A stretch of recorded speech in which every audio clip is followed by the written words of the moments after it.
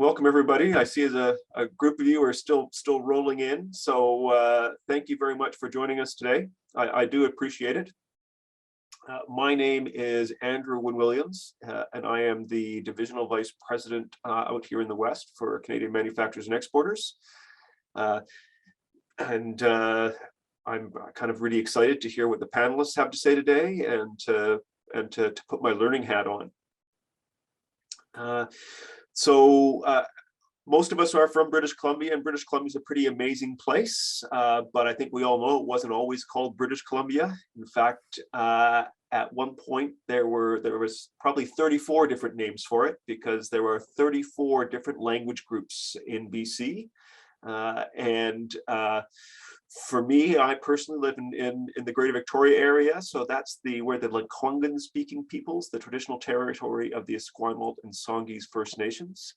I don't know where you are or where you live or where you grew up, but there's a really interesting website from the First Peoples Cultural Council, which actually shows a map of all the different language groups and has some interesting stuff about the different languages. So if you want to learn more about the people whose territory we live on, then please, I encourage you to have a look at that. It's kind of neat.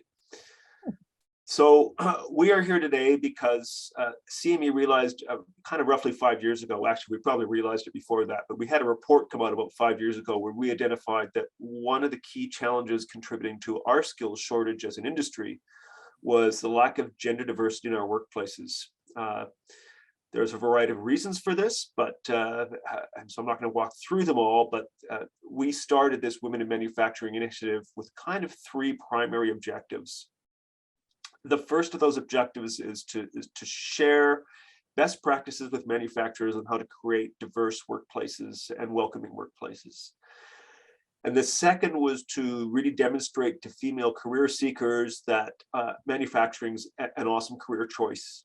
And to kind of bust the myth of it being an old dirty industry and address those kinds of things. And then the third purpose was to really allow women who are already in the industry the opportunity to provide each other with inspiration and support through stories of success. So over the course of this particular event, over the next couple of days, we really hope to achieve all three of these objectives. And so I hope we achieve that. Now, one of the people we asked to participate today is Minister Carla Qualtrough, the Honorable Carla Qualtrough, who's the Federal Minister of Employment, Workforce Development, and Disability Inclusion.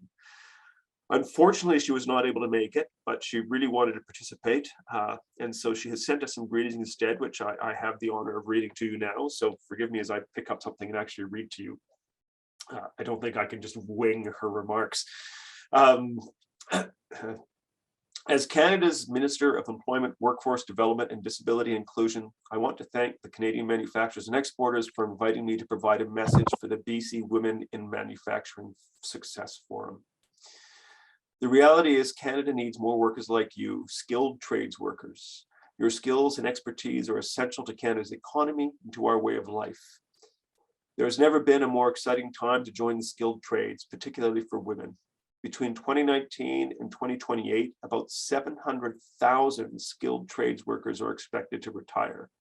That's 700,000 job opportunities waiting for Canadians.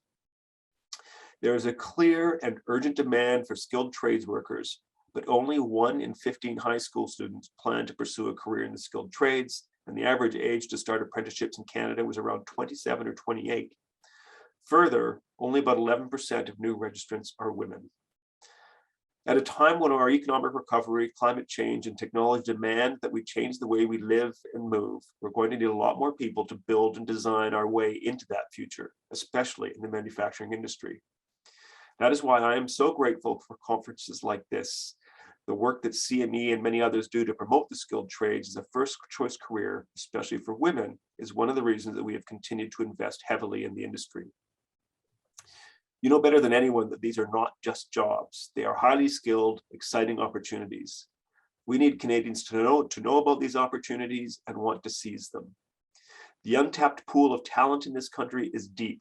I'm talking about women, Indigenous peoples, newcomers, persons with disabilities, LGBTQS+ people, and racialized Canadians. Our people are our greatest resource, and helping Canadians get access to skills training is the first step in harnessing that amazing resource. Recently, we launched a nationwide advertising campaign in all forms of media, from Facebook to mainstream TV, to promote the skilled trades as a strong first choice career path for youth and young adults. In Budget 2022, we doubled the amount of federal funding for the Union Training and Innovation Program. Every year, this new funding will now help 3,500 apprentices from marginalized groups enter the skilled trades.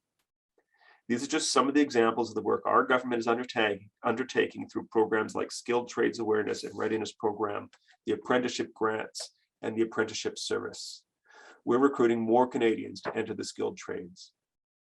By working with organizations, we're going to help more women seize these opportunities. Together, we can ensure that when women are contemplating a new career, they consider entering the skilled trades and understanding the exciting, well-paying opportunities that they present.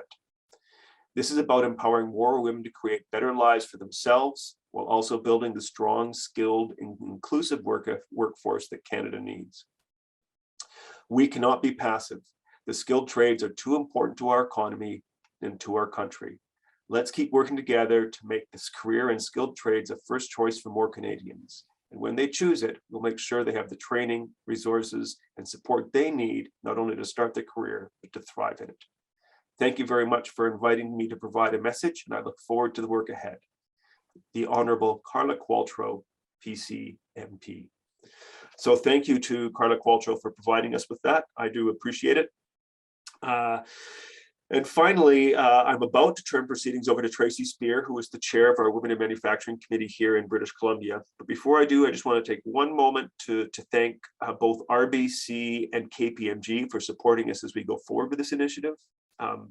This is a really important program, and those two organizations know it's a very important program, and that's why they're participating with us over the course of this forum. So I'd like to thank them both, and now I'll turn it over to Tracy Spear. Thank you. Thanks, Andrew. And good morning, everyone. Welcome to our second annual BC Women in Manufacturing Success Forum. You know, last year was our first event, and this year I thought it was pretty special that we are on our second annual Women in Manufacturing Success Forum. And I just want to make sure you can all see me okay. I've got a couple computers going here, so I just want to make sure that's all right. It's pretty special that we're having a second event. So it's a chance to tell you a little bit more about women in manufacturing and build on from what we shared with you last year. However, we don't want to have these conversations once a year. We want to have them throughout the year and throughout all discussions. So again, stay tuned. This is just the beginning of what we're going to do, kind of working into 2023 and 2024, and of course, going forward from there. As Andrew mentioned, I'm the chair of our WIM working group. I'm also co-owner of Humble Manufacturing. And I also work on our CME Women in Manufacturing National Group. And our goal is to, my apologies, to increase the number of women in manufacturing. Of course it is. You know, when nerves get the most of you, you can't remember the simple things. Again, our common goal is to increase the number of women in manufacturing, of course. It's also to challenge manufacturers like yourselves to become champions of diversity and inclusion. Now, I will be sharing a slide deck today, so I'm just going to put that up on the screen.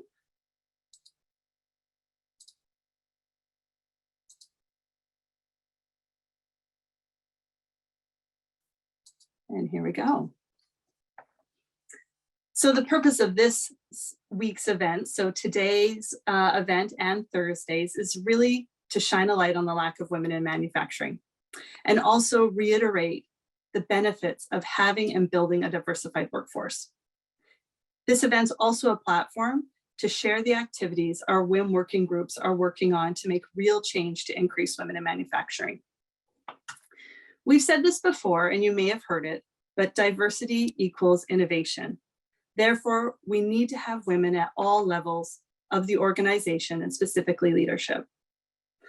Today, we have a special focus on training the next generation of women in leadership. We'll start with our panel sponsored by RBC with leaders from 3 successful BC manufacturers. I consider us very lucky to have a leadership panel of this caliber joining us today. There will also be an opportunity for Q&A, so please have your questions ready. We will then revisit CME's Gender Inclusion and Diversity Toolkit with our partners from KPMG, and we'll have a few WIM videos spread throughout. But first, let me start by asking you this. Do you find it as strange as I do that in 2022, only 28% of our manufacturing workforce is female, when the Canadian average is 48%? What's even more startling is we've been sitting in and around 28% since 1995. Over 25 years and no real change. Why is that? And what do we do now? Well, CME's WIM have created 5 strategic imperatives to remedy what we see are the key issues. These range from immediate action items to longer-term solutions. Starting with, more female role models are needed to encourage young women. You'll meet some role models momentarily when I introduce you to our WIM working group and throughout today's event and this week's event. We also need to provide more access to modern manufacturing facilities to help change the perception of manufacturing. More efforts are needed to encourage young girls to pursue an education in STEM and the skilled trades. Remember, jobs don't have genders. That's a bit of a throwback to our 2021 event, but it's so true. This will also be highlighted further on Thursday's session. So please, if you haven't registered, make sure you do so because we have another incredible group of panelists. Also, keep in mind, we won't see immediate change from this initiative. However, it's planting the seed for the future of our industry long-term. Now, moving on to retention. We need to adopt more inclusive workplaces and make greater efforts to hear the concerns of women in our workplaces. You know, our industry needs to welcome, empower, support, and sponsor women if there is any hope in retaining them. You know, personal development might be needed. You know, for example, recognizing unconscious bias.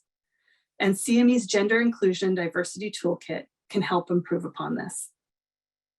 Businesses need to find creative ways to improve work-life balance for all employees. This was really highlighted during the pandemic when it began the discussion around a national childcare strategy.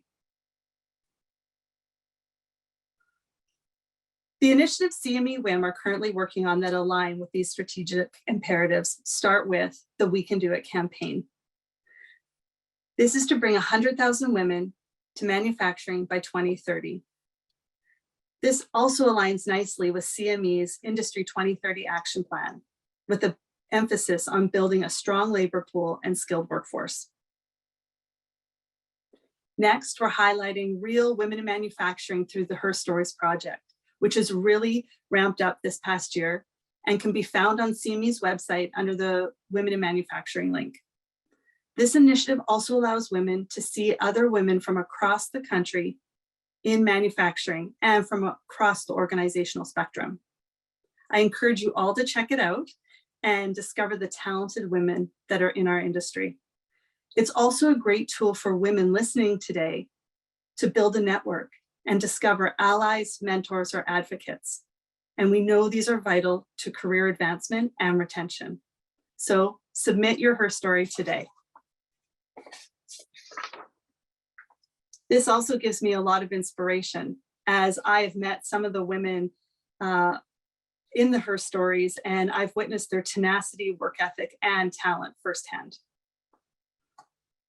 Now, I know you're aware of the importance of open doors, as this is something that CME is marketing to its members on a regular basis. And why it's so important is because it allows youth to see firsthand manufacturing facilities in their area and what manufacturing really does look like. WIM have also uncovered the need to start marketing manufacturing careers at younger ages, like elementary and early high school, not waiting until grade 11 or 12, because we've learned by then it's just too late. Therefore, we have also created a new initiative coming in 2023, 2024, and it's called the WIM Community Ambassadors which will be working directly with youth in schools. And finally, how can we make our workplaces more inclusive? These last two strategic imperatives are up to all of us in this industry, no matter your rank or status in the organization. First, workforce planning is a critical part of our business, and to keep up with attrition rates and the difficulty hiring good people, inclusion is vital to our industry's success. We need to intentionally diversify. Second, we need to find immediate solutions to increase awareness of our industry, and we have to look inward at our own organizations and ask, what can we do better at retaining and a diverse workforce? We've said this time and again, women are the untapped resource. And as the cornerstone of Canada's economy, manufacturing is exciting and it's important. And it offers significant opportunity for women, making this a win-win solution. Last of all, there's retention. We need to make more efforts to keep the staff we have worked so hard in hiring. It's imperative to solicit feedback and listen to the concerns of women in your organizations. In addition to providing flexible work options for work-life balance, it's time to get creative because the status quo isn't working. Manufacturers are scrambling for people, and the need for labor is urgent. And seeing as October's Manufacturing Month, it's time to bring awareness to our industry, and it's also time to discuss what each and every one of us can do to continue to elevate the manufacturing industry. It's events such as these, or the Day at the Legislature, which took place yesterday, that keep key issues of manufacturing top of mind with decision makers. We are fortunate this week to have a variety of people from right here in BC who are making a difference in manufacturing and want to promote our industry. And we thank all of our participants for taking the time out of their busy schedules to speak with us and share advice. On behalf of CME's Women in Manufacturing Working Group, thank you to our audience for attending. I'm confident all of our sessions will be insightful, informational, and inspiring. Now, before I kick it off, I would like to introduce the talented members of our CME BC Women in Manufacturing Working Group. Now, I know you can all see the screen, but I'm going to read out the names to each of you, as we have a pretty impressive bunch. First of all, Lisa Block, People and Culture Business Partner at Matree. You'll meet Lisa at Thursday's session. Chaitra Cadell, People and Culture Specialist, Manufacturing and Talent Development at Matree. Amanda Rack, Account Manager at the Artona Group. Carly Fryer, Manager Global Logistics at the at Stem Cell. Cindy Sonnenberg, Chief Procurement Officer at Argus Control Systems. I would like to say a shout out. I understand there is a big group of Argus employees listening today, so hello to all of you.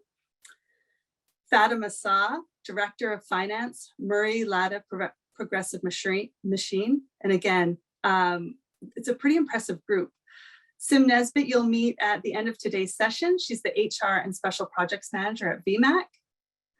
Our newest members, Michelle Cambruzzi, Room Support Manager at Lush Fresh Handmade Cosmetics. And lastly, Wendy Willis, Factory Manager at Lush Fresh Handmade Cosmetics. So I am so proud to work with each and every one of these talented women. And I just want to make sure that you know who's on our team. And again, it's pretty impressive. So I'll just close off this, my remarks as we move into the panel. I'm just going to stop that. There we go. And I'll move on to our panel. Just to lay the groundwork for today's panel discussion, it's going to be probably the next 45 to 60 minutes of fantastic discussion. And we really want you as listeners today to ask questions to these leaders. Again, it's a pretty cool opportunity to have folks of this caliber speak with us. So just put your questions in the chat. We'll filter through those questions and then I can ask them to our panelists probably in the last 15 to 20 minutes, depending on how long our discussion goes. And keep in mind, I'll remind you halfway through, if you haven't submitted your questions yet, you can do so at that time and I'll send you a nice little reminder. So today's panel discussion focuses on training the next generation of women in leadership. The discussion is vitally important. As you may recall, last year, we shared some statistics that only 2% of CEOs in tech are women, and only 15 to 20% of management are women. And it shows that women are being promoted to these roles at lower rates than men. And we're not given the chance to move up the corporate ladder into the CEO positions. This is often referred to as the broken rung. Therefore, the aim of this session is to share best practices, learnings, personal experiences, and opportunities in training the next generation of women in leadership. During the 60-minute panel, we'll speak with Nancy Morrison, VP of FYI Doctors Lab Operations, Leslie Nolan, Chief Operating Officer of Starline Windows, and Andrew Knowles, Chief Operating Officer at StemCell. Now, I'd like to start by having each of our panelists introduce themselves and share with you their career path and what brought each of them to where they are today in executive leadership roles in growing and successful BC companies. Now, I'd like to start with Leslie Nolan of Starline Windows to share with us her career journey and highlights, and maybe even how she created the mantra, never do it alone, that you might have read in her bio. Because when I read that, I loved it. And I was thinking more of us should adopt that motto. And you can tell that Leslie's obviously likes to work as part of a team. So Leslie, please tell us what brought you to your role as COO at Starline.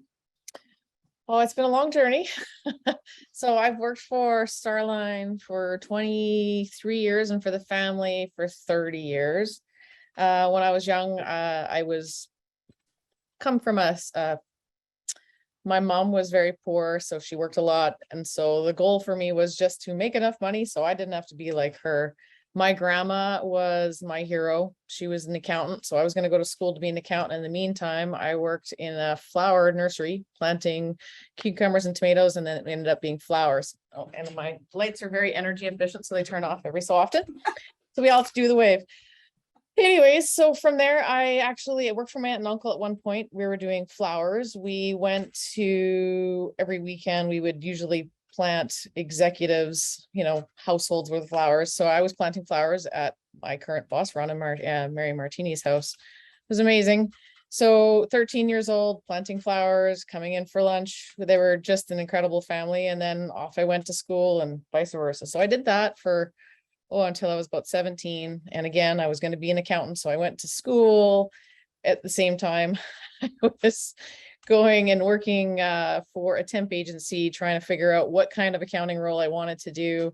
And I liked it. It was the 1 + 1 = 2, 100%.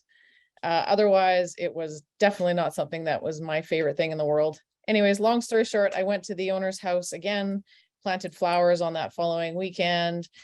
And I guess I must have berated him and said, hey, how many people do you have in your accounting department? I had a really stressful week. And I just went at him. You have so many people. Why do you have this? And why do you have that? And so I got a call 2 weeks later to apply for the purchasing manager position, which sounds incredible. At that point, it was, we were a much smaller company of less than 50. So it meant I was the purchaser, the receiver, the forklift driver, the everything. I took the role. I actually took it for less money than I was making at that point, knowing that I could eventually learn to grow and get more opportunities in the company. So I went to school part-time. I took a course every semester for an eternity. I have 3/4 of every degree you can think of. I finally decided to finish my degree in leadership after 15 years, but I learned more from on the job, doing night school, and going to work. So I have a ton of people I am grateful for every day. Everybody that I came across taught me something. So from there, I just continued to stick it out and learn from the bottom up, and just continued to work in manufacturing and purchasing and business development and continuous improvement, and then continued to grow as the owner's, executive assistant, and all the way to COO today. So it was a long journey, but it was well worth it. And I still, to this day, like if somebody asked me to clean the toilets, we would all be there. And that's how most of the people here grow organically from the bottom up. So it's great. I love it. Awesome. Can you tell us a little bit about the company Starline Windows? Just like you were saying, it's a Oh, yes. family-run company. How long So has it been in business? And Starline Windows has been in business for over 50 years. The owner literally comes to work every day. So we are a company now of almost 1,000 employees. We manufacture windows for commercial and residential markets. From our main market is west coast of BC to California. We also install windows outside of that. We're a big company of cranberry farming, organic grain, Fort Langley Airport, you name it. We make aluminum extrusions, glass for their sister companies, film studios as well for the wow. owner's daughter. So it's a never boring. They are a fantastic family. Our average tenure for Starline is, I think it's right now around 17 years. Our longest Wow. term employee he's in his 51st year. So we have quite a few families and families and families and families and so forth. But we are a big giant family, but the owner is the most incredible man, and this is his love. He invests in it every day. He's always trying to find better ways to grow and change the industry, actually. Awesome. For those of you listening, you should follow Starline on Instagram, because I just started following just recently, and to see some of the projects that you're working that Starline does. Also, I think it's really unique that you say it kind of goes Vancouver down to California. From a logistics standpoint, that sounds like a good route too to go. That's you've kind of found your sweet spot here along the west coast of North America. So just kind of an interesting note there. Thank you so much. Thank you. And great introduction. We're just going to move on to our Andrew Knowles of Stem Cell. Andrew, can you share a little bit more about how you came to your role at Stem Cell, and maybe even how it relates to equity and equality? Yeah, no, delighted to. And actually, really great hearing your story, Leslie. There's I can almost carbon copy repeat a number of that. And it just reminds me that manufacturing is a very exciting, stable, awesome sort of environment to work in, and that same enthusiasm can show up in different industries. I've been working at Stem Cell for the better part of 24 years, joined in the late 90s. Same kind of thing. It's been around for 30 years, and a very long tenure. I don't know the stat off my head, but we might be close to 17 years. But it's a tenure or somewhere in that, we have a long-standing employee base. And just to put in context, Stem Cell can sometimes sound, biotech, and what does that have to do with manufacturing? But we're very much a manufacturer. We do provide products for the life science industry and researchers, trying to sort out fundamentals of stem cell biology and how the bodies work, right up to cell and gene therapies, and looking at all the great things that are happening with regenerative medicine, personalized medicine. And I started as a scientist and just sort of figured I'd get lost in a lab in a hole somewhere. And so I'll try and keep my love and passion for science to a bit of a minimum, because I'm equally passionate about operations. And I fell into that shortly after I joined Stem Cell, just trying to understand supply chain and how to make sure that we can keep all these products on the shelf. And to give a bit more context, I think in the spirit of introductions of Stem Cell, we have over 4,000 sellable stock keeping units. So we have a very productive manufacturing and procurement floor. Tens of thousands of customers worldwide. Only 3% of our sales are in Canada, so we're very much an exporter. The US, Europe, Asia Pacific, China, so really around the world, and about 300,000 shipments a year. And actually, Tracy introduced Carly already, who runs our logistics team, and I have her on, I guess, the current version of speed dial, like Messenger. But she somehow figures out how to get all these products all over the place, and throughout the pandemic, and to never run out, and all the trade and logistics channels and issues and costs going exorbitantly high. She was all over it. And that notion of doing whatever it takes, she on a Saturday drove to FedEx on her own initiative to pick something up for us, move stuff around. It's that same spirit I think you do find in manufacturers, where everyone knows they're a part of it and are willing to do anything to get everything done. We also have time and temperature sensitive products, and so we're well familiar with cold chain and moving everything around, and thousands of input materials that we purchase, several hundred materials that we actually produce either chemically or with biological systems, and produce instruments, produce services, provide services. So it really is a soup to nuts across the board manufacturer for life sciences, but we absolutely are right in there. And just to give round up some stats, and I hope what I might be able to contribute today, especially to this discussion. We have over 2,000 employees now, and most of whom are in Vancouver, although we're very much a global organization.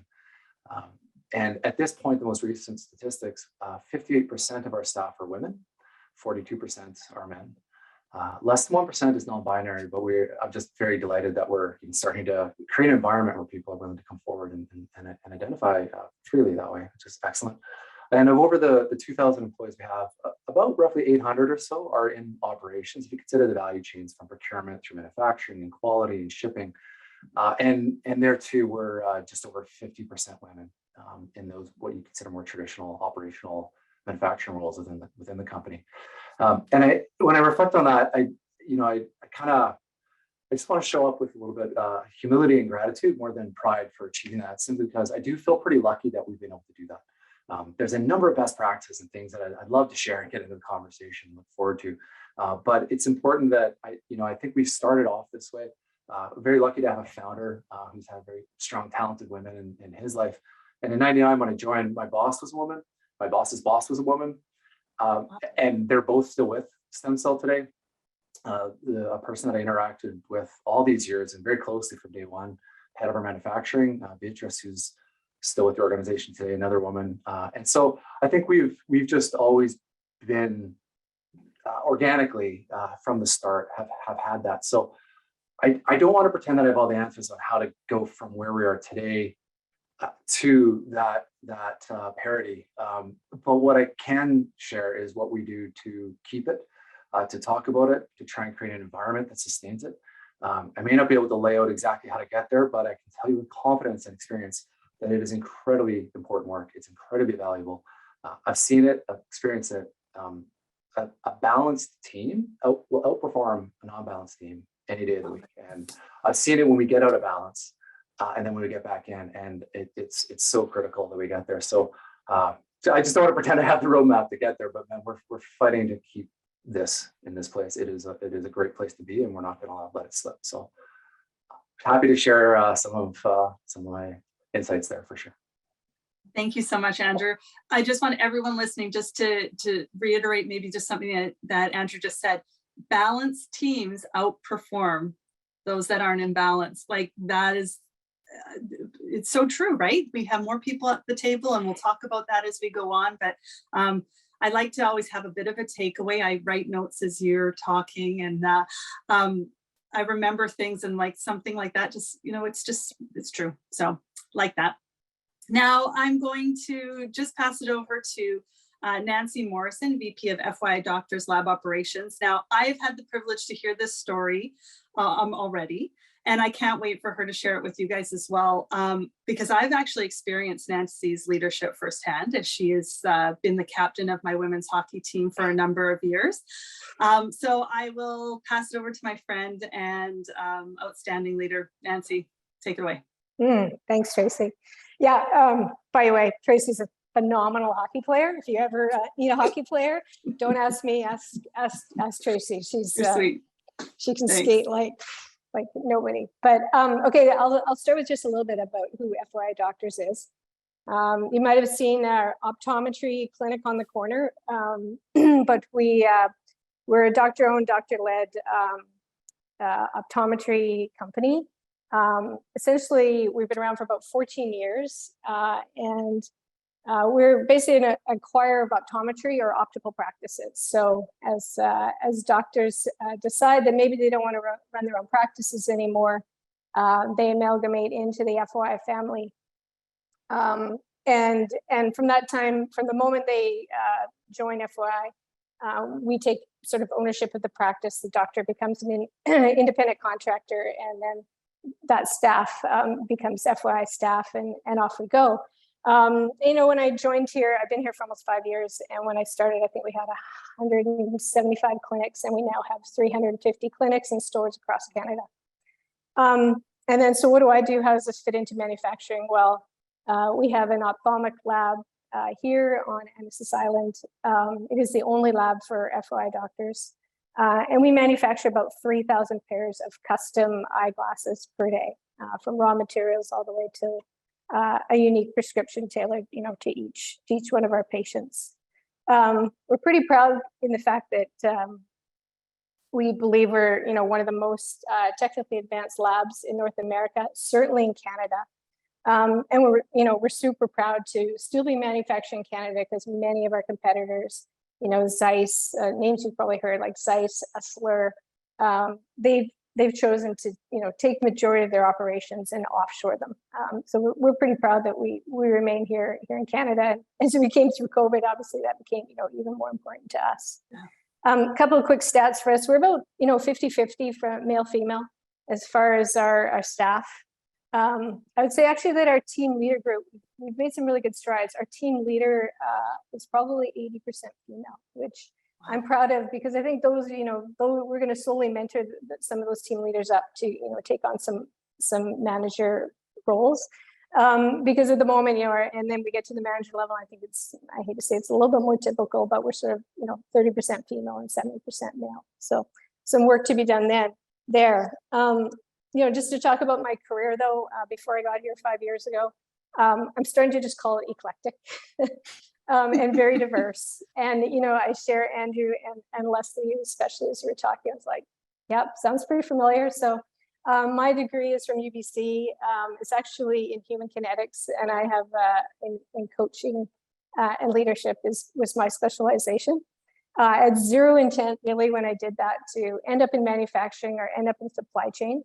But my part-time job at university was I worked for Loomis Courier Service, and I was actually a driver, and I worked in the warehouse, and it was great. Paid for my education without loans. And when I graduated, I was offered a management role, so I took it. And things just like evolved from there. So, went from running a depot or a hub to some key member of my team knew that I had a degree in instruction and coaching. We were implementing a new track and trace system. Drivers, we're going to carry a handheld at Loomis, things that, we all take for granted now, but 30 years ago, that was like crazy. I got to travel across Canada and train like all our drivers. People exit out, things change, the project's struggling a bit. And I'm next thing you know, I'm a systems manager in IT, running that project, and I've moved from Vancouver and I'm living in Toronto. Not quite sure how that all happened, but that's what happened. And then it's the .com boom, the first one, and somebody comes knocking, supply chain management software, right? And that it sort of become my expertise. So next thing I know, I'm a product manager for IT technologies, which is now part of Oracle, and so completely different. And I've got IT teams and stakeholders and customers, and it was completely different. I will say it wasn't my jam. I did it for 5 years, but after 2 kids and a few things, it was just time to come back home to Vancouver and realize that IT and product management was not my thing. So on arriving back in Vancouver, ended up working at a pretty well-known startup called Clearly, or Postal Contacts. I joined there when it was a $20 million company, and I was there through various roles until we sold to Essilor International at like 450 million. So it was, someone was talking about education. Our CEO used to say, do you want to go do your MBA or do you want to work here? And it was literally an MBA every single day as you just tried to like survive and make positive change. But I would say, like, the day I started there, I knew I was back where I was comfortable, which is in, logistics, supply chain, not necessarily manufacturing, but I knew that's, I'd been away from it, and I knew the second I was back that that's where I needed to be. From there, ended up in the role of Chief Operating Officer at Clearly. But after 14 years, I was trying to try something new. Went to Spud. If you guys are familiar with Spud, spud.ca. So online grocery delivery. Combined my IT background and my operations and delivery background. And boy, did I learn something. You talked about, temperature, not only delivering to people's homes, but you've got to do it in 5 temperature zones. and it's going to go bad if you do it wrong. So great, just a great experience. And, you know, again, a couple of years there. And then I was quite fortunate. Our CEO here at FYI came and tapped me on the shoulder and asked me if I was interested in coming and providing leadership here at this manufacturing facility. And so, you know, as I look back on my career a bit, at this point, I consider myself not necessarily a manufacturing expert, but building teams and leading teams to, you know, to reach goals and targets and you know, meet business objectives. And so for me now, the industry isn't as critical. But I know in my heart that every day that, you know, I like supply chain, I like manufacturing, I like numbers, I like the fact that 1 and 1 equals 2. And I like the fact that, you know, every day when you're done, you actually see, you know, things move, right? You can see the product of what's happened that day versus kind of, you know, a more virtual type role. Yeah, I mean, that's really the sum of it, of my career, and I'm happy to be here today. So Tracy, thanks for the invite.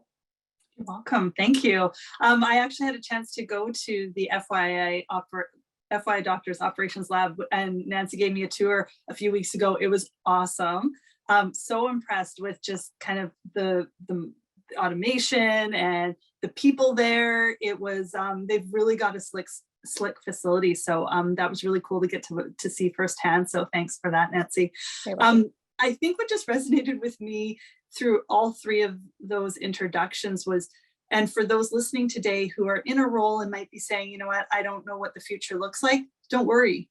You just had 3 people who are very successful in manufacturing, who have had a variety of different career, I wouldn't even say, well, maybe career paths, or just the way their careers changed. And you know what, I can speak of that too, because I only came to manufacturing 6 years ago myself. And I think if you're open to learning, which it sounds like all of our panelists are, is that people will give you that opportunity if you show the initiative. And if you kind of always have to be growing and learning.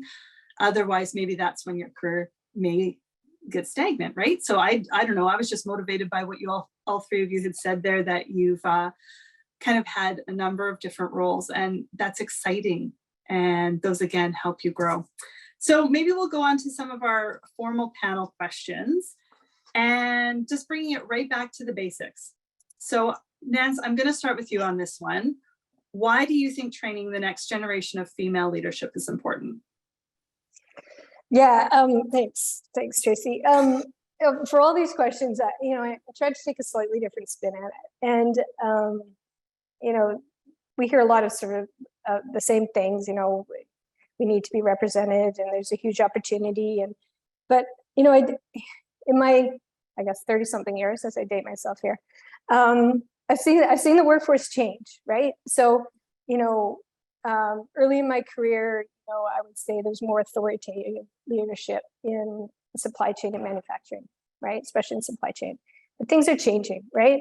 And generally, you know, the way we manage, you know, all businesses and industry, you know, you hear servant leadership. Ken Sim just won the Vancouver election, and he's talking about servant leadership and bringing a team to that, which is, you know, it just like makes my heart, you know, warms my heart, right? But, you know, we talk about coaching, right? You know, it's not, you know, you're gonna have a follow-up conversation, you're gonna coach people, right? There's a focus on the overall culture, right? And I guess, you know, hopefully for myself, you heard, like, at the end of the day, I have a passion for whatever the business is. And if I didn't have a passion for it, like the IT part, you know, time to go, right? And so, you know, you need to have a passion. You have to create a culture that, you know, has, what's your why, right? And then, you know, yeah, things we hear about too is authentic leadership. So these are all things, I think some of them in the manufacturing world, you start to rise up through, you know, conversations with Lean and 5S and Industry 4.0 standards. But I think these things are things inherently that women excel at, right? We are very good at authentic leadership, right? We are very good at servant-based leadership. And so, you know, it's important for, you know, to get women to the table so that we can continue this type of leadership in these environments, right? It's changing for sure. But I think, you know, at the very end game, there's so much to offer there as far as leadership. So, from that spin, that's what I think is important. Love it. And Leslie, I saw you kind of clapping there. Maybe I'll ask you the same, I will ask you the same question. Why do you think training the next generation of female leadership is important? I really liked what Nancy said. If you're not doing what you love, then you might as well not do it at all. But I think it's not just even about women, it's having the right person for the right job, for sure.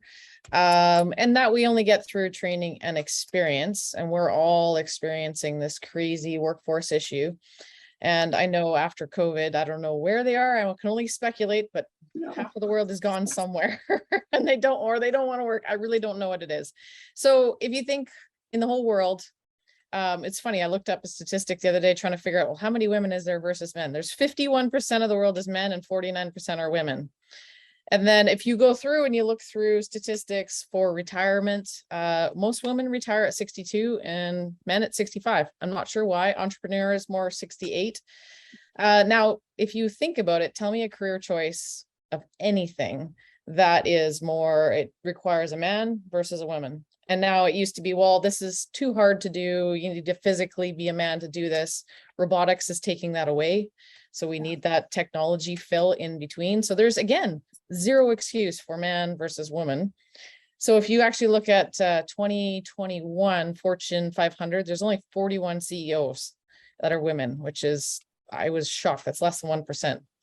So if the world is still thinking that the gender has to be a CEO, how do we teach and train people to get to that level? And we all have to create this massive, or fill this massive technology gap that we have in the North American market. We want to automate more, and every day this role can be filled by anybody. So if we continue to teach, like you say, I think you'd called it the WIN program and the STEM program, teaching kids at a young age that they can come back through and learn to like and know and just feel comfortable. And even from an educational standpoint, from children, educating youth, that we have to stop thinking gender roles. I mean, men versus women, who makes more, who makes less, even husbands and wives. I mean, I've been through that myself, that you should be happy if your wife makes more or husband makes more. It doesn't really matter. It's a group effort. It's everything back to, I think of,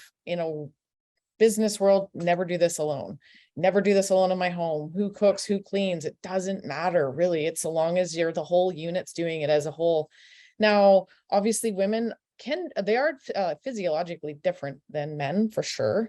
So we inherently have the ability to multitask more and have a little bit more emotional intelligence. And as the world is changing, and I see it every day in manufacturing, especially in our world of construction and manufacturing, is the past used to be, did as we told. It was the bull in the china shop situation. And that's a hard realm. And I'm seeing it generationally, trying to change the generation of people, is how do you handle people better, especially now with COVID? Nobody wants to come to work.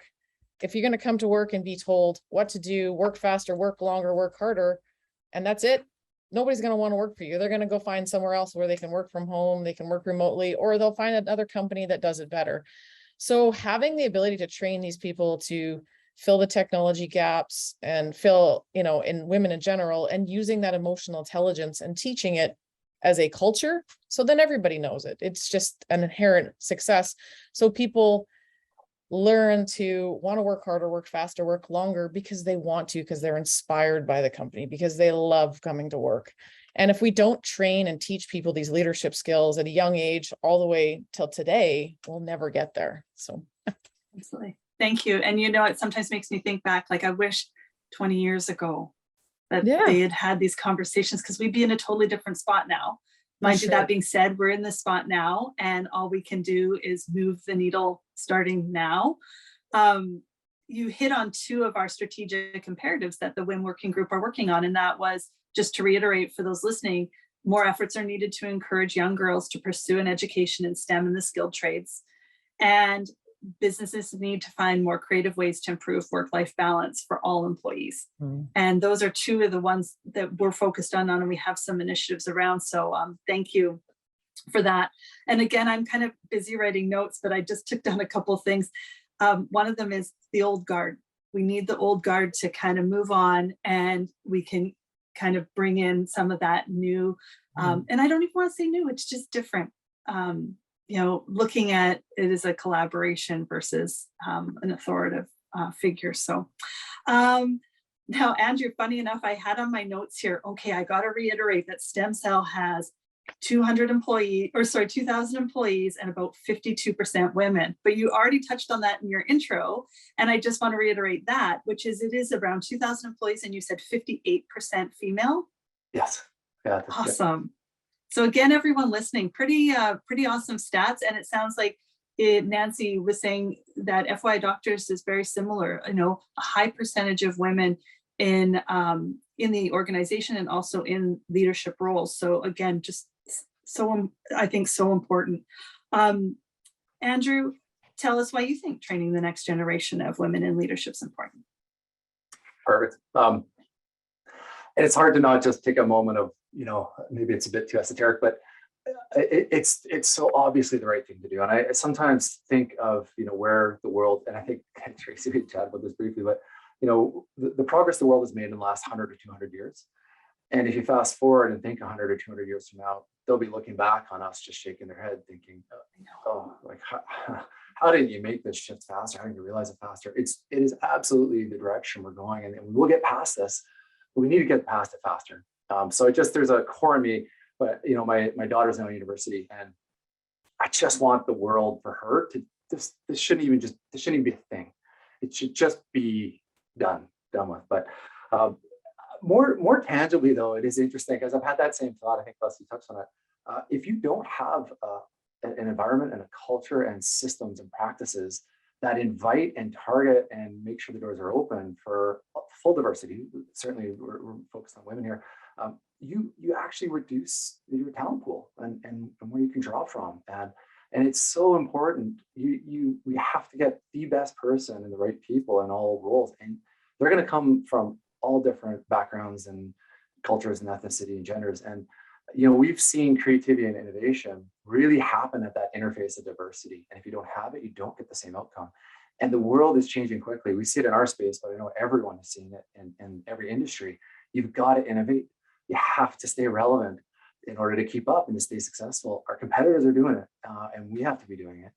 And we have to keep that focus on it. And that only happens with that diversity. And so I've definitely seen it there. I think there's, you know, I love that you brought up emotional intelligence, possibly, or just, you know, I think it was Leslie, because there's something that comes with a balance. When you have a room full of just men, it can sometimes, I don't know if everyone breathes their own testosterone or something, but the level of conversation isn't always totally productive. And actually, I don't think there's enough of an awareness of the impact that men are having on each other, and almost an uncomfort in being able to talk about it. And there's something, to me, magical that happens when you have a very diverse setting. It goes away, and there's also more reflection. And I think actually I've personally, I can say, learned in my interactions with a number of great female leaders over the years of what my impact is. And I don't even think I fully had that language to even talk about it in that way when I joined the organization, and maybe even 10 years ago. I'm not sure I really understood that our behavior has impact on other people, and it may be different, far different from your intention. And if you don't have that language built in, and you're not even trying to be aware of it or have it on your radar, to have that come up in a conversation of, hey, how did what just happened impact you, and reflect on it without judgment, but with so judgment on intention, but with judgment on the impact. I think you're going to miss out on a lot, and then you silence voices and you silence people. And one other, it's a smaller point, a little bit divergent on this, is we definitely in science and engineering, I think, see a lot of introverted thinking, or people who want to get it inside their head first. They don't want to just be extroverted and talking out loud and sorting it out there. And if you don't create, again, that space is another good example. And I do see that with women a little bit more than men too, where if you don't create a space where the meeting can go a bit silent, and you can just give some pause and allow someone who's got a thought to show up, they'll just get overridden, overpowered. And you need to draw that out.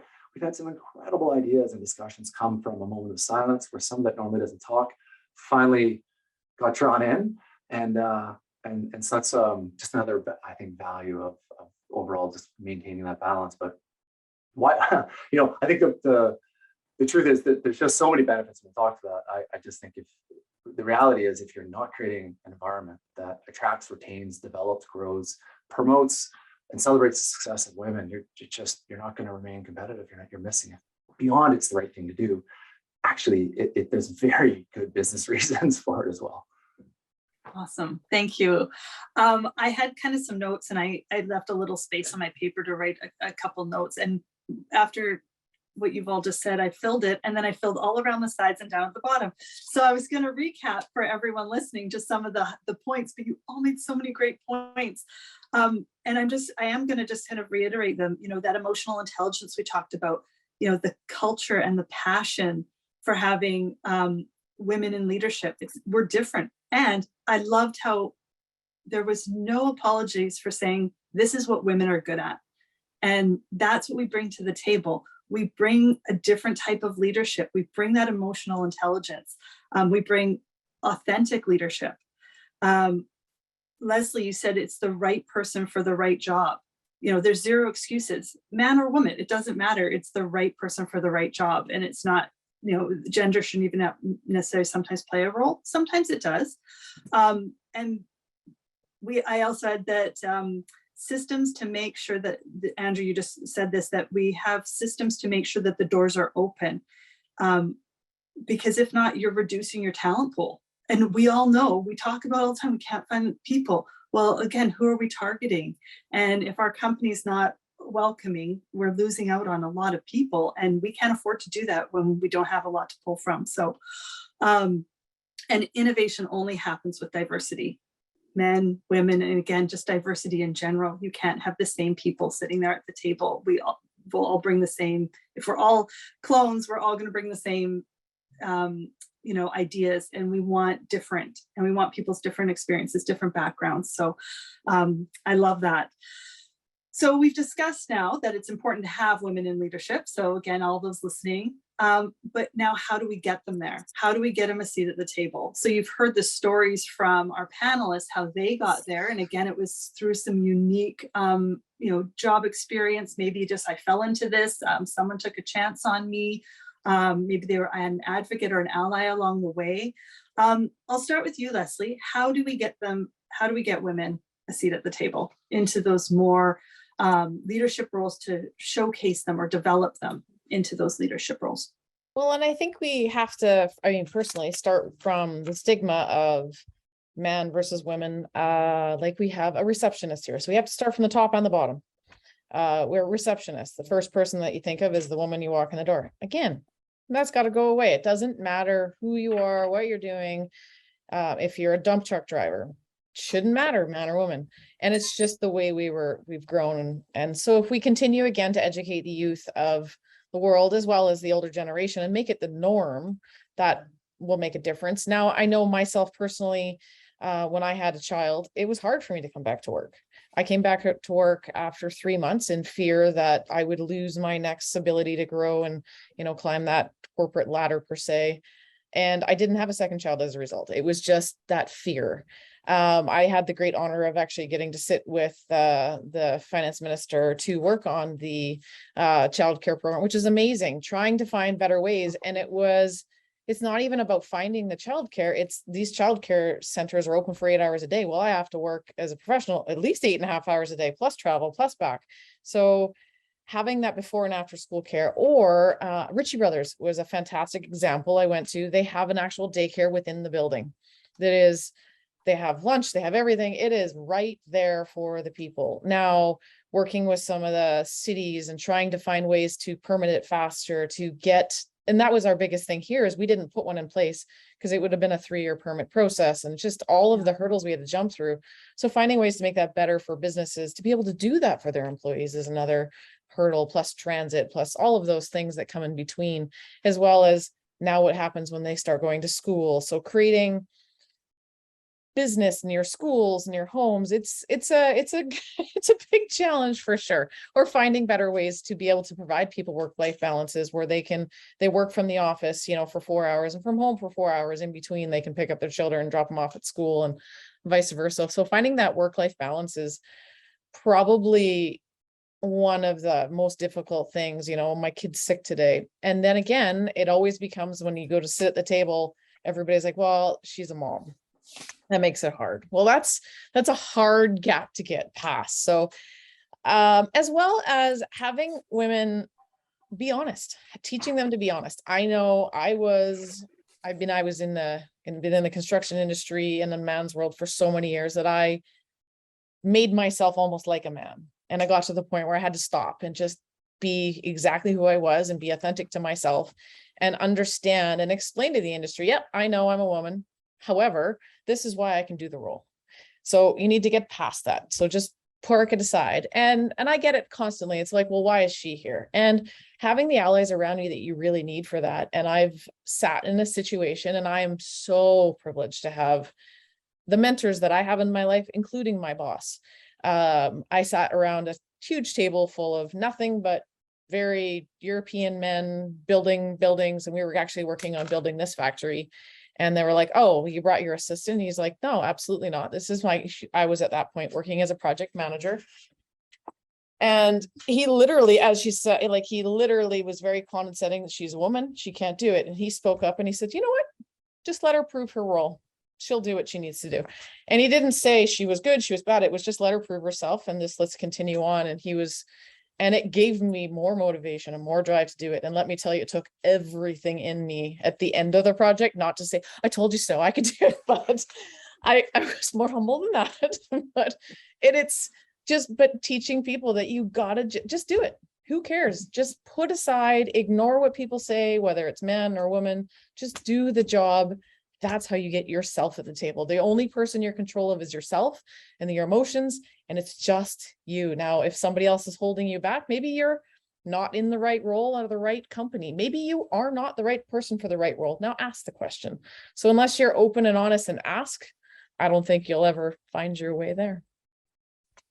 Thank you. You're right. I guess we're all in the driver's seat of our own careers. And that, again, we have to take ownership of that. Sometimes things aren't going to get handed to us. It's just, and again, that's male, female, no matter what your industry is, you need to take personal responsibility for that. So I like that too. And, finding a good mentor, lucky that you were able to find someone that, mentored and supported you, right? I love that. For sure. Nancy, can you share how you think we can showcase and develop women into leadership roles? Yeah, I mean, I've kind of talked a little bit of this already, but again, I think there's going to be a passion, right, to start with what you do, right? You can't, and then once that's there, once someone realizes that they're in an industry and they're in a manufacturing environment, they're in a supply chain, something that they enjoy, then, as a leader, then as a role model, or just purely as a role model, or we talked about Leslie just talked about infrastructure to support, right?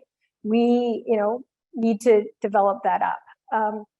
But I also firmly believe, and maybe I'm a bit naive, but I do believe that when you find that and you enjoy what you do, and you have a positive role model, and you work really hard, it's going to happen. And Leslie, just something you just said, if it doesn't happen, if that seat at the table doesn't in increments show itself, then let's be honest, you're at the wrong company, right?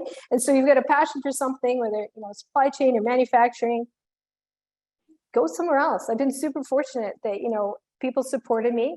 I like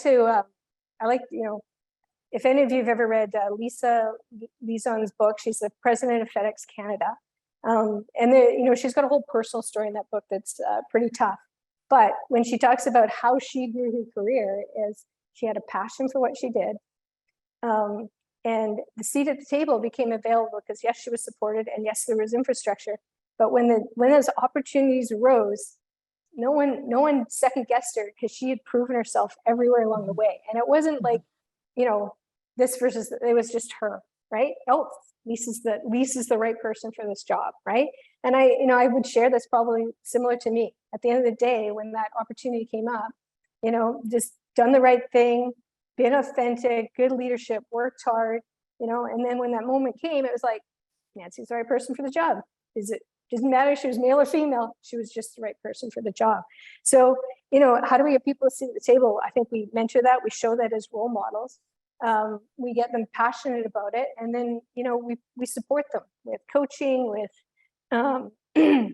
with infrastructure, with development. I've seen in my 5 years here, seen a couple of women on my team who probably didn't think they had an opportunity in a leadership role, and like have seen it and got a passion for it, and now have stepped into team leader roles and supervisor roles, because they can see that they're pretty passionate about it, they're going to work hard, and the opportunities are going to be there, and nothing's going to make me happier than when they can move to the next level, and I'll just be like, it won't be even a question. Yep, you're amazing, you're the right person for this job. So I think that's how we organically get people a seat women a seat at the table, versus being a kind of more deliberate about programs and things like that. I think there's an organic way to grow people to the seat, the women to the seat at the table.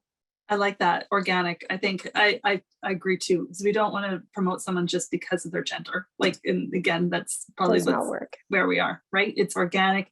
It's finding the person that's passionate about what they're doing within your company, and then they bring on those opportunities, and if they get passionate, they'll be in the driver's seat for their career, and then they can you can mentor them. And I like that term, infrastructure to support, as well. I've never heard of that, and I think you're right. You kind of have a bunch of areas, infrastructure to help that person grow, or help many people. It doesn't have to be just one person. Again, there's multi people we can move up the ladder here. It doesn't have to just be one person that you pick.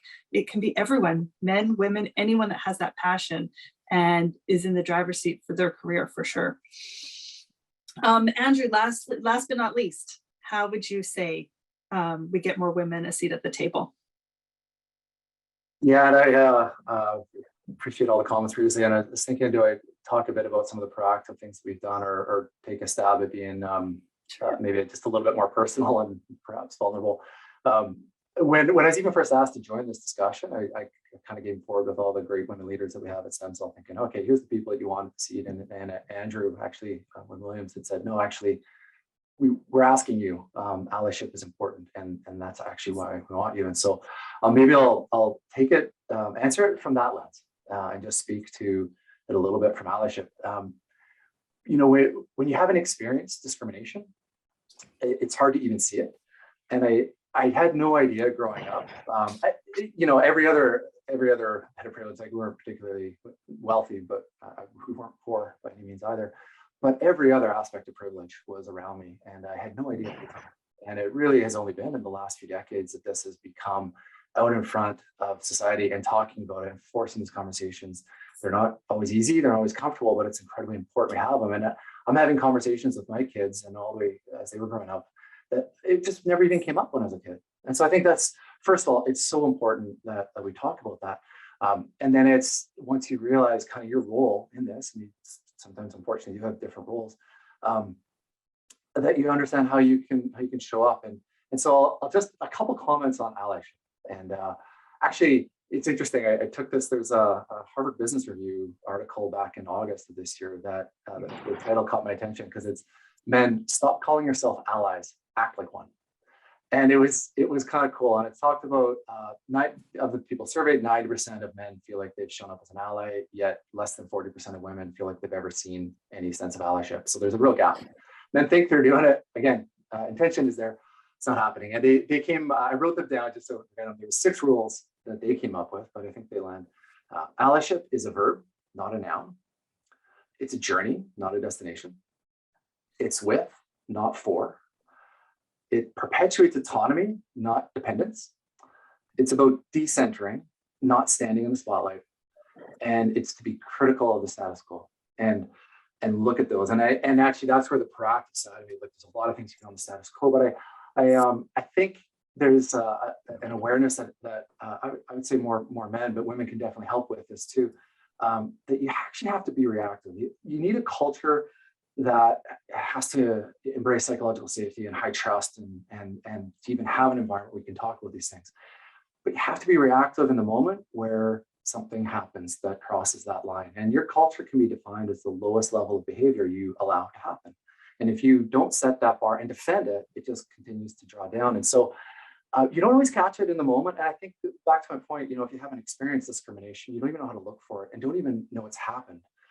But as you start to tune in and understand it, I think I'm starting to get it more. But even when I miss it, if I reflect on it, I absolutely take a moment to follow up with the individual and just say, hey, by the way, this happened in that meeting. How did that land? Did that actually, I'm wondering if that had a bad impact. And quite often we then have to circle back and we will address it and approach it. And 99% of the time, the person who had that negative impact, usually male, had no idea. Like honestly, really didn't appreciate that that's how they were showing up or that's how it landed. Want to apologize, want to say, hey, sorry, call me out next time. And I think that's where this starts to happen. And that's why I was being specific. I read that language around, here's the behavior, here's the impact. It's a very easy way of talking about something without it feeling too personal. And we've started to do that. I even heard it this week about, oh, hey, I'm out in a meeting. I was like, hey, that just had a weird impact on me. Can we just talk about this first and then program back in? So I do think, Corey Wilson is one of she's just an incredible human being. And one of the quotes that she had from a talk recently that I took note of was, when you know better, you do better. Very simple. And so you have to get educated, you have to keep it going. And also that allyship means you're there to lend a helping hand and you show up when you need to. And unfortunately, that does require you to be a bit brave and show up in the moment, and you have to react to that situation. You can't just recover afterwards. You can't just have all the proactive stuff up front to prevent it. It will happen, and you got to address it when it does and be bold and courageous. Standing on the sideline actually enables it. It doesn't solve it. You got to get in there. And Leslie, your point, it's that kind of when I think you said it was your boss saying, no, she's the project manager. She's got this. That's the kind of, those are great examples of that has to be called out and you have to do that. Beyond that, we do have there's a lot of proactive things you can do where you're really being specific to draw out and create opportunities for anyone in the organization to show what they have, and whether it's at town halls or departmental meetings, and to draw people in. Men are more likely to ask for promotions or to apply for those jobs. So you do need to be specific to draw on people, tap them on the shoulder, but also create the opportunity as you get bigger for people to be able to showcase, and all people, but I definitely know it will benefit women.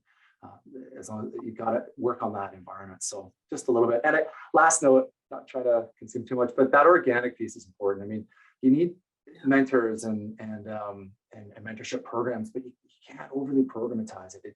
You just need to foster a culture where people naturally want to mentor and want to jump in, and that senior leaders, including men, become the kind of person that people will reach out to and do feel safe enough and confident enough to sort of call out to and reach out to and just ask for a little bit of help, a little bit of advice, or get some coaching. And so that's, I think the organic side of that's an important point to not miss. But. Absolutely. Thank you, Andrew. I just want to say I appreciate you bringing up privilege, because I know it's sometimes not an easy thing to address, talk about. Even here, I know people might be going, I don't know how to deal with that. So thank you. And I love the know better, do better. So that is definitely a good takeaway. Now, I knew this was going to happen because we have such an awesome panel. And the conversation we've had is so in depth and it's been amazing. We are already at 12:15, which is kind of our cutoff time.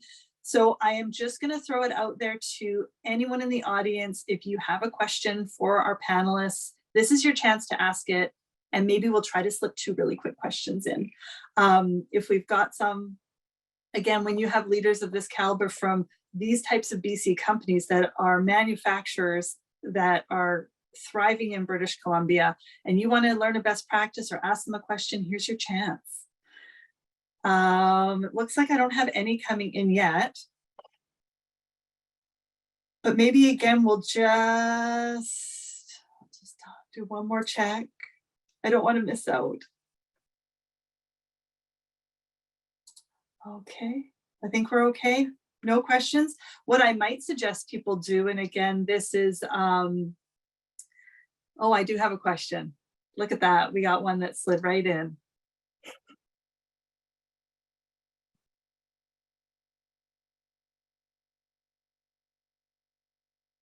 Okay.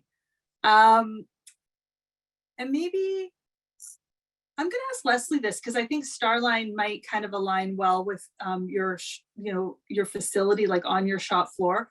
Mhm. What can you speak about encouraging women to do like on your facility Yep. floor in the hands-on manufacturing? Can you comment about that? And Yep, maybe absolutely. So on our, like, to be completely honest, on our shop floor, it is, I would say probably right now about 80% men and 20% women.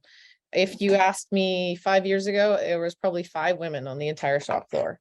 So as the owner of our company realized that, you know, the world is changing, and our goal is actually to have people come out of high school at the age of 18. By the time they're 30, the jobs are too heavy for them, move them into automation. Well, what that does, and now we have people at automation all the way into retirement, is allows us to put people in any role. So it doesn't matter gender. The moment we remove the heavy windows from the situation, and now it's just suction cups or lifters or whatever it might be, we can put anybody in that situation. So it's just a matter of having, and now the problem is teaching people that you can come and work on the shop floor. It doesn't matter if you're a man or woman. So for us as a company, we have to let the world know that you can absolutely work here. We reach out to universities and high schools and all of those other scenarios where we can teach people that manufacturing is meant for everybody. It doesn't matter young, old, young, man or woman. So the matter for us, it's just a matter of encouraging for women on the shop floor, is it teaching our management. So it's an important part, as well as when we do recruiting, it's just a matter of let's recruit. It doesn't matter gender anymore, where it used to be, I need a bunch of strong men. And as the world grows in technology, there's room to do the technology part, but there is still room to run the machinery, no different. So it's just a matter of encouraging women that the world is different now. The world allows so much more inclusivity because of technology. love it. And you touched on too, like that's important for the open doors that we talk about, right? Getting people actually in manufacturing facilities to see that anyone can do those jobs, right? Like if they see it, they can be it. And that's, if they see a woman on the shop floor, they think, and they're a woman or a young girl, they can do that too. So I like how you tied that back into it. Our last question, and then we'll wrap up, is, and maybe each of you can do this, maybe just one quick thing that each of you think that we can do, or that,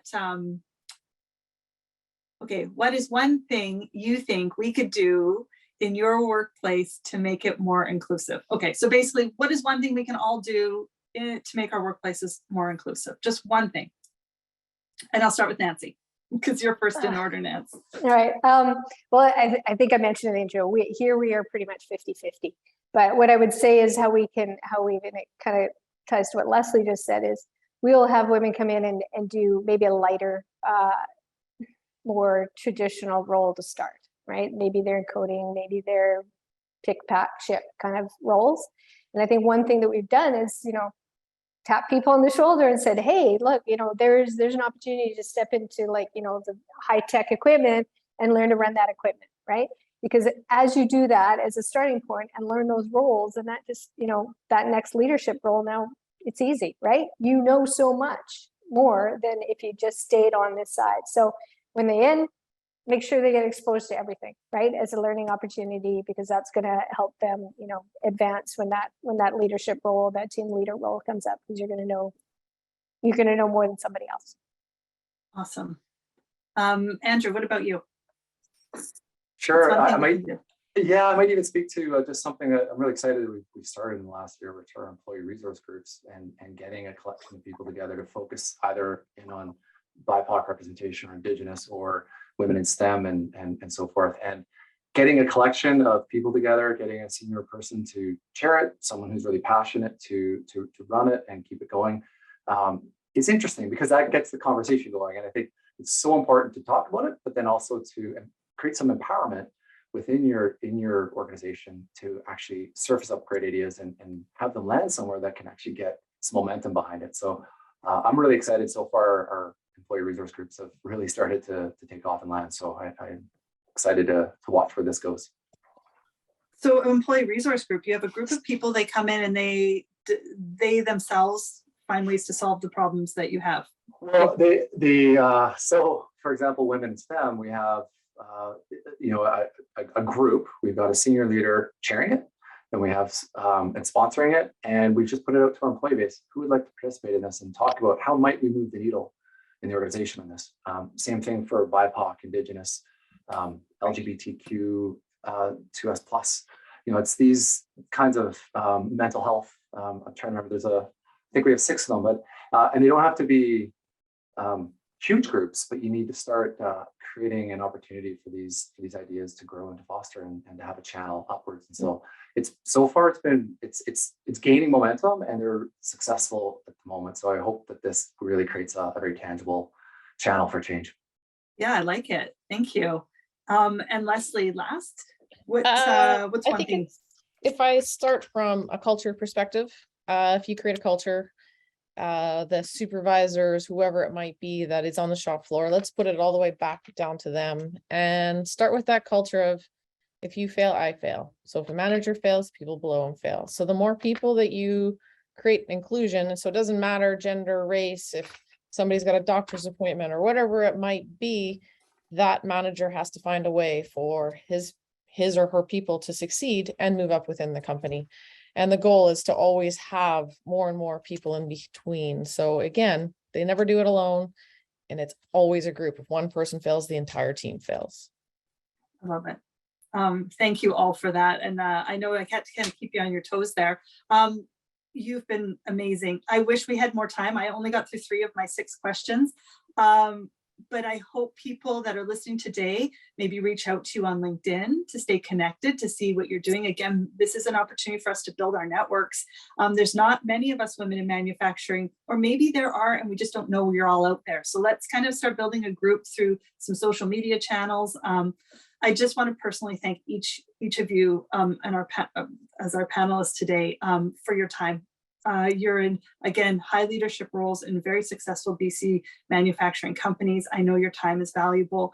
Thank you for spending this last hour and a half with us.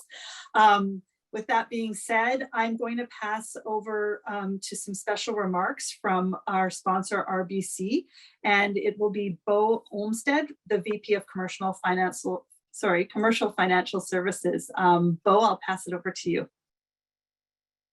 Thank you, Tracy. What a wonderful conversation. And I think there were so many good points that were made. You always want to sit and listen to this because it enriches your own perspective of how things are operating and some of the things that we're doing in all our respective organizations. What I would say, though, to start with is that the body of knowledge that rests in this panel is tremendous. And an hour and a half doesn't do it nearly the justice it deserves for the opportunity to sort of listen, dig deep. And the comments were made many times about networks. And ERGs are a type of network. This group is a network. And it empowers people to understand more, know more, do more, was the comment made earlier. And networks are where those come from. Knowing more comes from networks. But I wanted to also say that it's incredibly important to make a distinction between your network that has a mentorship and your network that has sponsors. People in all careers and taking ownership of your own career, you need a sponsor.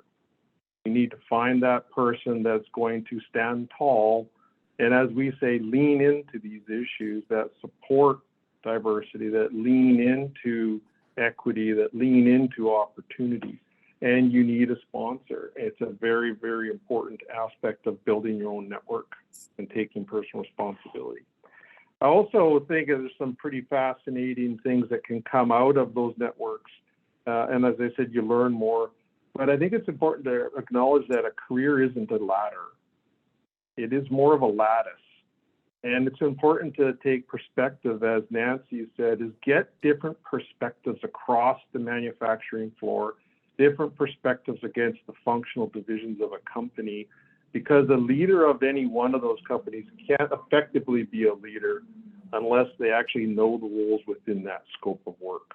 And so a lattice and back and forth is incredibly important. And the richness and diversity you get from doing that is incredible. I think it's also important to take into perspective that just because this particular conversation is about manufacturing, it isn't just about manufacturing, it's just about business.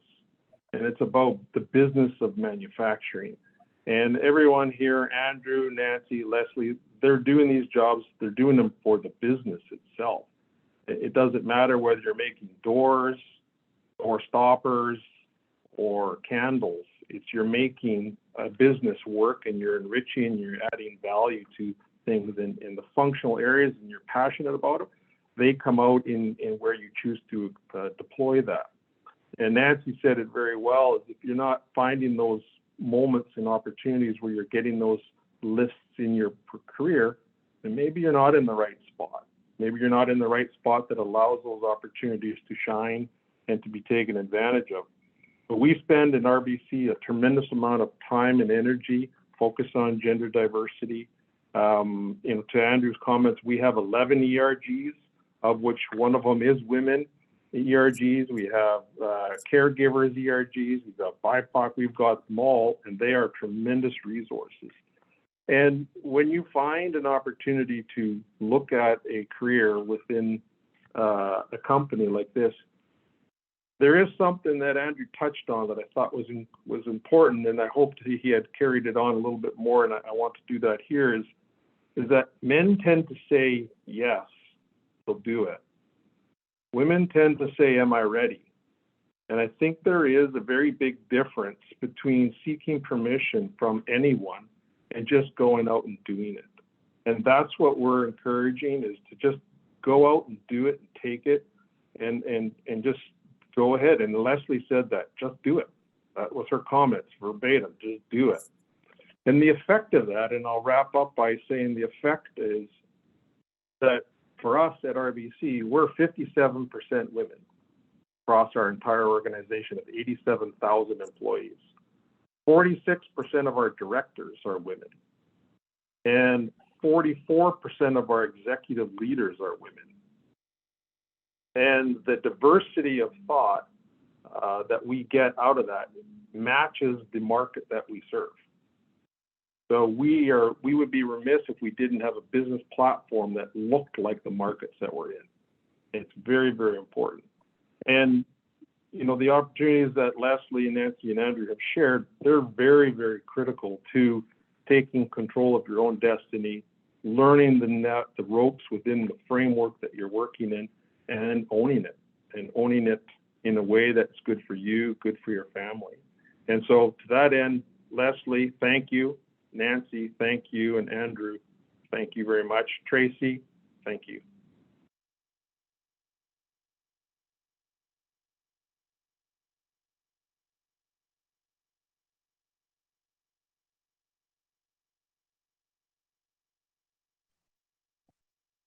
Tracy. So if you're not going to add anything, I will be moving forward with CME's video on Women in Manufacturing initiative.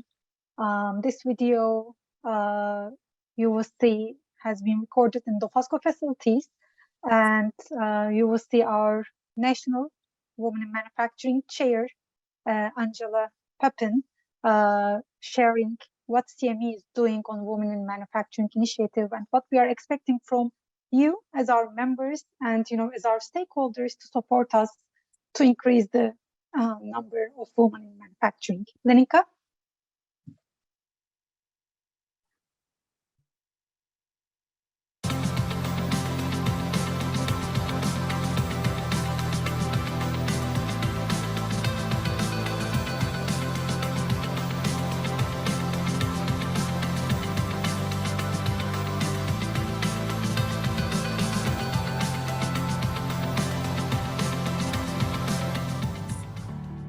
I'm Angela Papin, and I am the Chief Transformation Officer at ArcelorMittal Dofasco, and I'm currently leading the business integration team as part of our $1.8 billion decarbonization program. How I got involved with the CME committee is ArcelorMittal Dofasco has been a longstanding member of the CME.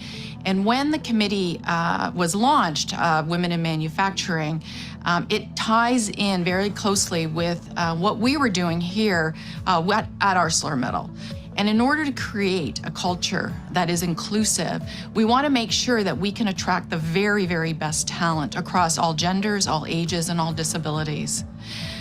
Given the history of our industry, we have always had the number of men employees have always outnumbered the number of females. And so we put a real focus on driving towards a stronger gender balance. And that's why I became involved with the Women in Manufacturing Committee. Taking on the leadership role is so important to me. We have a skills and labor shortage in Canada, and we need to address that. The largest untapped potential is to have women in our workforce. Currently, women make up 48% of the workforce, the labor workforce, but they only represent 28% in manufacturing. So that is the untapped potential. So we need to figure out, how do we attract them? How do we change their perception? How do we inspire them to become part of our manufacturing teams? So we want to look for, how do we get women more interested in manufacturing? It's a huge untapped potential. We need to look at changing the perception of manufacturing. That's what our committee members are doing. We need to remove that old stigma of 50 years ago, what people thought about manufacturing, and show them how innovative manufacturing and cutting edge technologies. We're using technologies, 3D printing, AI, machine learning. We've started using those far before they were available to consumers. And that is manufacturing. It's not the old stigma of what old manufacturing is. There's so many opportunities though for women. We need to look at the high-paying, highly skilled jobs out there. There's also, it's very rewarding for women. How can you impact the environment? How can you make things to make people's lives better? That's what manufacturers do. CME's main goal is to increase the representation of women in manufacturing. We have launched our We Can Do It campaign, where we are working to achieve and increase the number of women by 100,000 by 2030. In order for us to achieve that goal by 2030, we need to make sure that we attract youth. We need to talk with the educators. We need to engage with parents who influence their children's decisions. We need to show them the opportunities that manufacturing can offer. Not only do we want to go after and show this to the youth, that future workforce, but we also want to show women in all stages of their career that manufacturing is an opportunity for them, whether it be in skilled trades, in operations, but also in finance, legal, commercial. All those opportunities exist in manufacturing. What can you do to help us in CME? You can join the National Women in Manufacturing Council or one of your local provincial councils. Open your door, contact us, open your door and show, so that we can show our youth what opportunities are in manufacturing. Share your stories. Share those stories, her stories of women in your organization, so that we can put them and share them with our youth. What opportunities are there? This isn't just about sharing the stories of women. It doesn't happen just with women. We need men as allies. Share some of their stories. Why are men, what men have been great allies in your organization? What have they done, and why is it important to them? Be a champion. Go on the CME website, sign up and become a champion and drive diversity and inclusion. Use the CME toolkit. See what access, what tools you can provide, and what will give your organization a jump start in your journey to driving a more diverse and inclusive culture.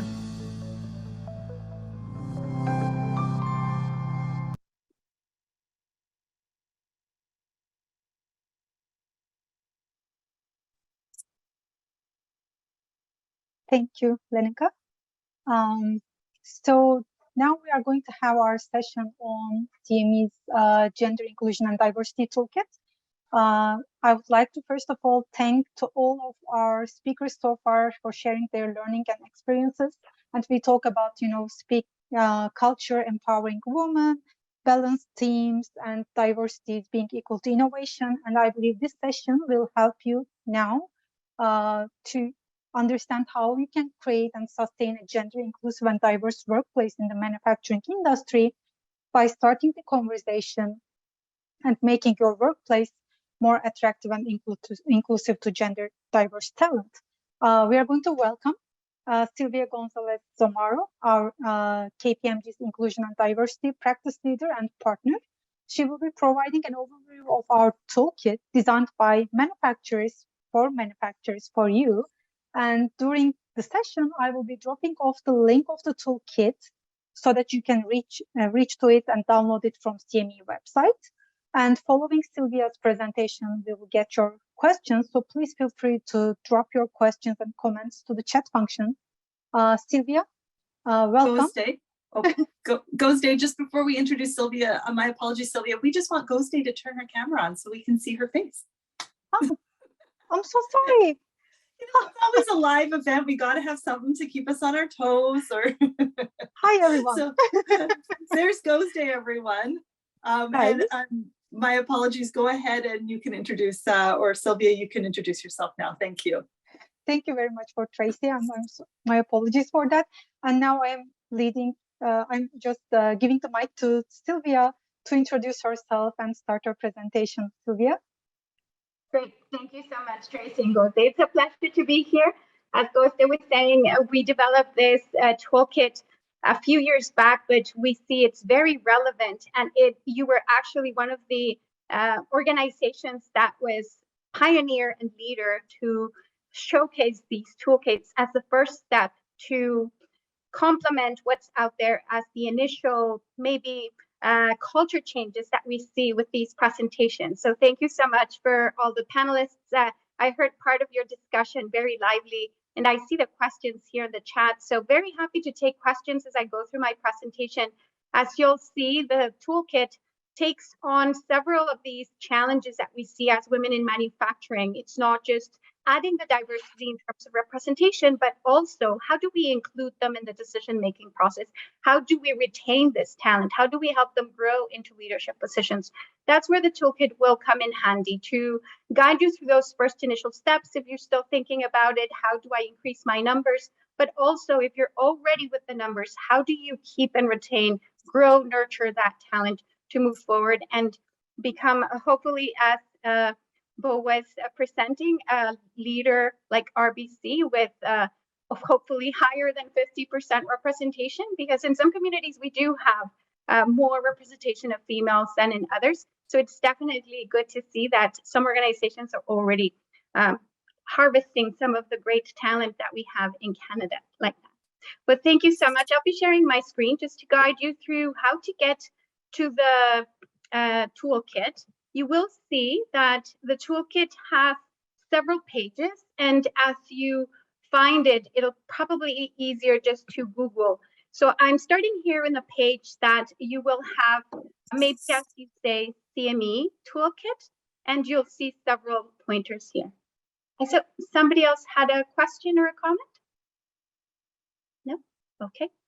So as we move along, you'll see that the toolkit comes here and as Gender Inclusion and Diversity Toolkit. That is going to take you to a page where you will be able to add your data and see for yourself the 6 different tools that we have included in this toolkit.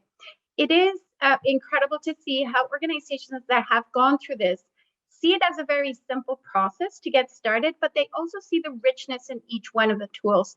So if you can scroll through your screens or maybe just take a look at what I'm showing, you'll see that there's 6 tools that will be in this toolkit, starting the discussion on gender inclusion, inclusion and diversity roadmap, so a journey, and it depends on who you are. That journey may look different. Respect in the workplace, this is an assessment. 10-step inclusivity plan, and not to overwhelm everyone, it's just a very simple plan, and then a leader guidebook for men. We heard loud and clear that this journey to embrace female talent is not something that we can do without our men, and our men are the mentors, the sponsors, the allies that we need to support this talent. So we have a special tool for them. And we also have the talent management guide, which gets into the details of all your talent processes and how you can complement what you already have to make them more inclusive. At the end, you'll see there's a rollout plan that you can customize for your organization. So there's different ways to do this.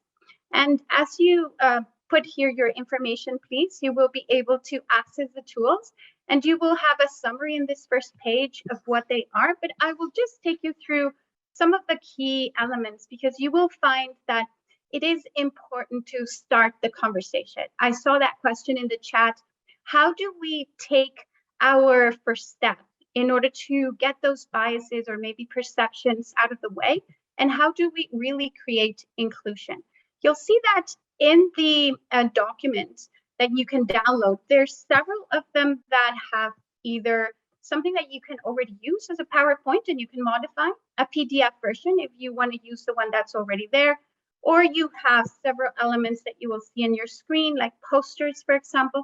So we've tried to make it as easy as possible that this is a one-stop shop. You can reach out for the tool that you need and start sharing it or using it socially in your environment. It is important for us to see that these tools guide you through certain journeys. This is a journey to learn. And as we do that, it is very important for us to consider that our organizations will have a different learning curve. So depending on where your organization is, you may want to see maybe some elements of gender inclusion in terms of the language that you use.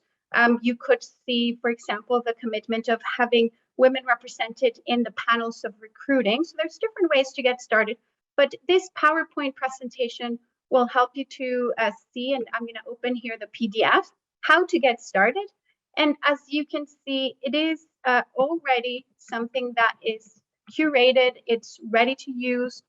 It has an agenda, so we are hoping that you establish a time to go through it with your teams and you discuss what does it mean for your organization to have inclusion and diversity.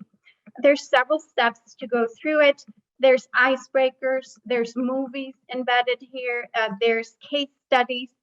And as you saw Angela Pappin from our video as well, we really have the opportunity to make this interactive, to showcase several elements, to open a discussion, and feel free to have an honest conversation.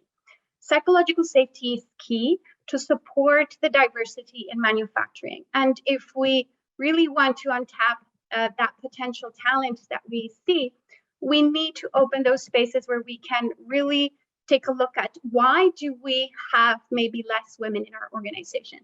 Basically, there's 4 elements that help or maybe constrain the talent that we may have. Either your talent processes are not taking a look at the talent pool that you should have from the beginning. You're maybe not accepting by the requirements that you have, or by the elements that you're putting out there as part of your brand, you're becoming not as attractive as you could to your talent. But there's also, once they're in, your talent may be suffering from performance management bias or discrimination, or sometimes just perception, as we saw here in one of the questions, what about maternity leave? Does that impact my performance? So all of those elements can be part as well of why you need to change the way you work today in order to apply more inclusive practices and programs in terms of performance. The third element would be decision making. Sometimes we have talent that works, performance that works, but once they reach a decision making process, it's all groupthink. There's a bigger picture. There's a boys club maybe that's making the real decisions, and that culture is very difficult to break if it's very traditional. But as you start changing the decision-making process, as you start allowing other voices to have an opportunity to discuss certain things, you will see more females drive that decision-making, and then your culture starts changing. So as you can see, these elements will work together. But not just the detail of what is imperative for your company is important to be customizing this toolkit, but also to think about what in the conversations that you open, you'll hear. So you have breakouts, you have different elements of including, for example, games, and as you make this interactive and fun for everyone, there will be different ways to add to your organization that talent and the richness that having females at the decision-making table really brings. So more to come on this, of course, but everything is ready and set to be used if you want to have this as one of the tools that you use in your organization. And then, of course, there's elements to maybe start some other tools. You will have, for example, and apologies, can you see my screen still? Yes, we can. Perfect. I will stop sharing as something has paused here in my screen, and I will continue to share as I open a new one. But as I go along to the second screen, you'll see that the tool has several important elements as well. Besides starting the conversation, there are roadmaps to support you with maybe different ways of showing how to guide your organization through it. And we see three different stages or three different audiences, I would say, that will help you through these stages. First, if you're an employee, you will have a roadmap that looks like this. I hope you can confirm you can see my screen. And Yes, as you, thank you, Goaz. And as you may consider yourself a team member with no direct reports or looking to drive this change, you can use the tool in different ways. You'll see here which tools would apply to you. You can start with a certification, then starting the conversation, then the 10 steps, and then facilitated discussions. But there's other roadmaps. We could have roadmaps for maybe people in HR, or we could have roadmaps for the leaders as well. So you will see here that there's employees, human resources, team leaders, and executive team roadmaps for any of you to consider how do we want to create the different journeys for each one of these team members.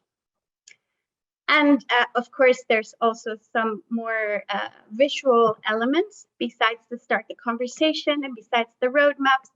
We have posters, for example, with the 10 steps to create an inclusive workplace culture. We do see that the more that people have an ability to consider themselves as part of a group, it creates that sense of belonging and respect. So if you take the 10 steps with a buddy, for example, or you cover these steps and then you have a dashboard of who has these 10 steps and who has gone through them, like you create a little gamification, a competition, all of those are elements that will really help drive the conversation, but also the participation and engagement through these activities. You'll see that they're simple to do in a way, but they drive your organization through small steps to the bigger picture, which is building that sense of community you will have here, for example, and Make a Difference, starting a women's network, paying attention to how the different standards are applied at work to males and females. What is asked or expected from each one of them, maybe at a certain social events or at certain points of their career. And then you will also have the pointers to come back to CME, of course, to attend events like this, and then maybe bring a friend along and add to others that may not feel as comfortable as the people attending this group, for example, but as you reach out to them and they're invited, they will have an opportunity to learn from these events as well. And finally, we have our leader guidebook for men. I want to focus on this one because, as you see in the picture, we need the support of men. We cannot work in community without considering the great role that men have to support females in manufacturing. And that said, it really helps to understand how can we become male champions? How can we purposefully direct our comments to bring talented female leaders into that exposure for executives to know what the great work they're doing, maybe recognizing what's happening on the floor, adding to the perception of women in a positive way, and really supporting female employees to guide their careers throughout. We see here there's examples of how to model the discussion, how to take and give feedback, how to encourage others to become more inclusive. You'll see how to champion gender inclusivity.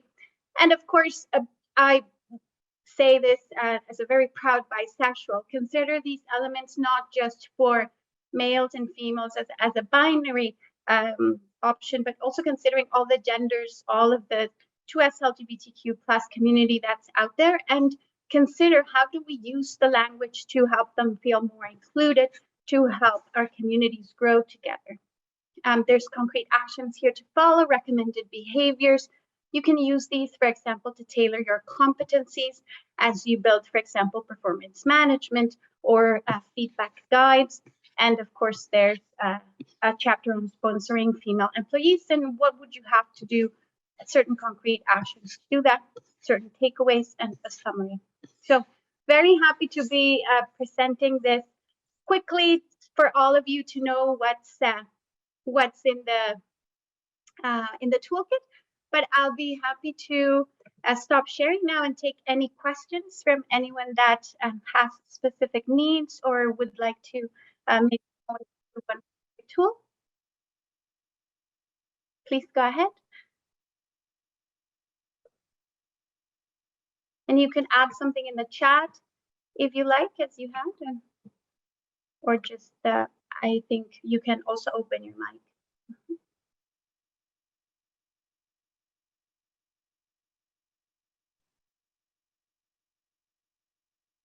Maybe I'll just add, I know it looks daunting sometimes, and I think what this gender and inclusion toolkit does is it really breaks it down. And so you can just take on one at a time and over time make those changes. Because I know personally, this is something that we looked at and, you know, we've taken pieces from it. You know, but that the idea of, okay, you know, right now we have no women in our facility, let's just say. We've changed that at Humble, but I know there's companies and manufacturers out there that this looks like too big of a task. But I think what this really does do is breaks it down, and you can take pieces from it. We've done that, and then kind of slowly integrate it if that's what you need to do, or if you can do it at a faster pace, then that's great. But again, based on your culture and the situation you're in, I think it's a wonderful tool. It's completely free. Just to remind everyone listening, it's not even just for CME members. As you said, you could just Google it and you can pull it up and have access to it. So if you're thinking it's not for you, perhaps you could even pass it on to a friend or a colleague that maybe is struggling or wanting to start looking into this. That's all I had. Yes, thank you so much, Tracy. That's an excellent point. The more that we can, as friends of others, share this and really drive adoption to a toolkit like this or others that are out there, we really have to open the conversation and be more comfortable to speak about our female leaders, our next generation of female talent. And as we saw in the video, going to the schools, talking about manufacturing with females at STEM, there's so many ways to start that conversation. And it may feel daunting, but it is small baby steps that can get you there. And just having the first female story, for example, as we saw in the video, that also helps to drive representation. Other females may see themselves as, oh, this is possible. It's a great career. I see the excitement of reaching out to manufacturing as an option for me. Absolutely. Is there any other questions, or anyone put any in the chat? No? Well, where time is tight. Maybe Gozdi, I'll pass it back to you to just wrap it up, and then we'll move on to our last video. Yeah, so thank you very much, Sylvia and Tracy. While Sylvia was making her presentation, I have seen that some of our participants has already downloaded the toolkit. I have been receiving notifications. So for the ones who haven't yet, I highly encourage. And if you have any questions regarding how we are going to use the toolkit, you can always reach to us, and we are always happy to help you. And now we are tied on our time, but we would like to show you just one video, if possible. And before that, I would like to thank Sylvia for joining us and supporting us all the time with gender inclusion and diversity related matters, and KPMG being a long-term partner with us on that matter.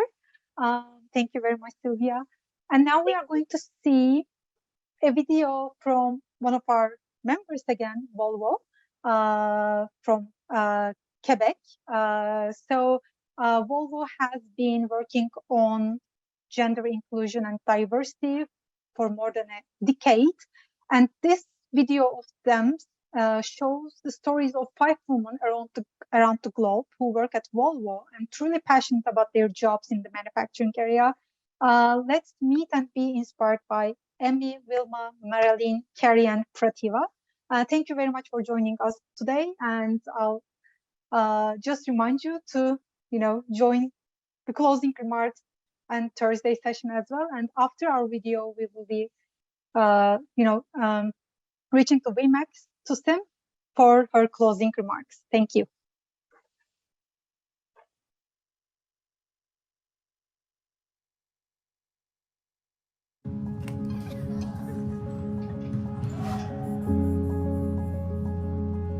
So when I was a kid, I think I was 4 years old, I had a dream. I was flying.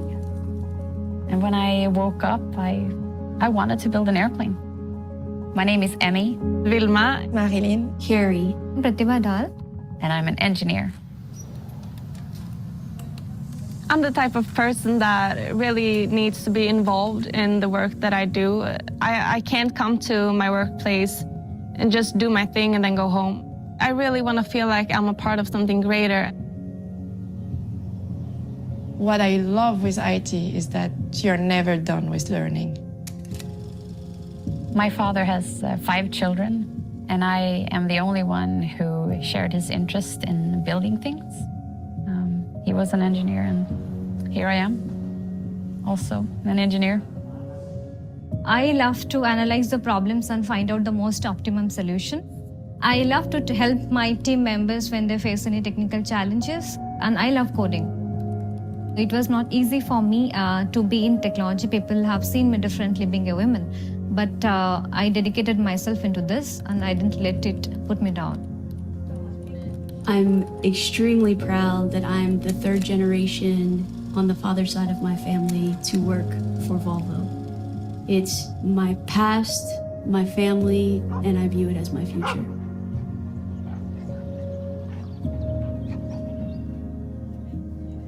When I started as an apprentice 13 years ago, I jumped into really deep technical context and I learned. That's what makes you proud of yourself, seeing the evolution from where you started to where you are today. Volvo is a canvas full of opportunities for me. I can paint it the way I want.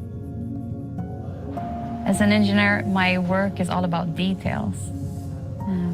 And it's very much like my hobby, which I'm very passionate about.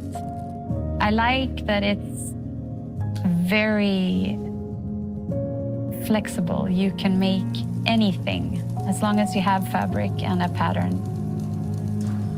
When people hear Volvo and building an engine, they think that it's dirty, it's loud, it's mostly men, but it's the opposite of that. It's clean and it's quiet and a lot of females, and that's what I want future colleagues to know, especially females. We are many and we are here for you. And we want you to come to us because it's not what you think.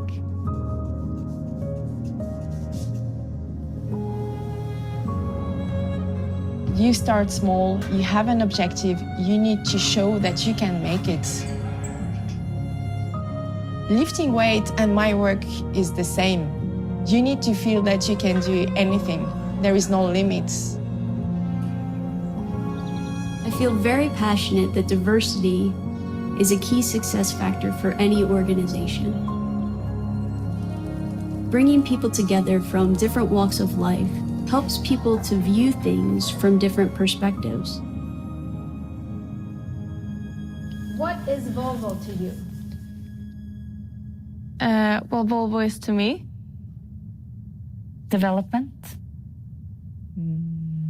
Traveling, meeting people.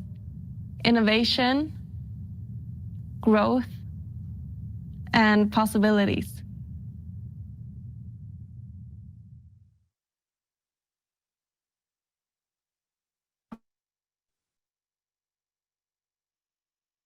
Thank you for. Sorry. Okay, great. All right. Thank you very much. That was a very great video. Good afternoon. First of all, I'd like to thank you, all the speakers and participants today, for joining us and the organizers of the event. I'm really happy to be part of this event today again this year. My name is Sim Nesmet, and I'm HR manager at VMAC Global Technology in Nanaimo, Vancouver Island. At VMAC, we design and manufacture mobile air compressors and multi-power systems for about 36 years ago. 36 years now, like this year. We have doubled our coworkers since 2018, and we reached that to 166 coworkers right now. We're growing fast, and we keep recruiting, and we really see very different coworkers that, and we are trying to increase our the numbers of women in our company as well. It's very important for us. First of all, I'd like to go through the couple of highlights that I get today's event. I took lots of notes, but I know time is limited, so I won't be able to share everything, but I really appreciate what I learned today from all of you. So I really like the idea of servant leadership, which we also follow at VMAC. We always show our servant leaderships to our coworkers. So, like, I can give a quick example that what we did, like before COVID hit, we had Wellness Wednesdays, and all of our senior management teams and other managers were preparing food for the rest of the company, and we were serving them as well. Like, just like showing a little things as well, like to make them feel like as we are a family together, and then we achieve together. I think it's very important, and I really appreciated some of the remarks that brought regarding how some of the top managers here started from the bottom, and then they understand every levels. I think it's crucial, and that is how the humble leadership comes through. I really appreciate that. I like the coaching, and creating this different culture is very important to attract more, like everyone, not only women, as also specified. It is not only women, it's diversity. It's just important who is the best for the job. So we shouldn't consider and like create like a differentiate people. It's just all like contributing the all skills together, and then it's important to show how manufacturing actually is a clean place. It's just beyond what the biases. It is actually a very great place to work and be in harmony with other people, and then bring out something from zero to end. It's unbelievable. Yeah, network knowing comes from networks. It was very good, and career is a lattice. I think also Tracy put it in the box as well. I really like that. Finding passionate people, I always support that. It's very important.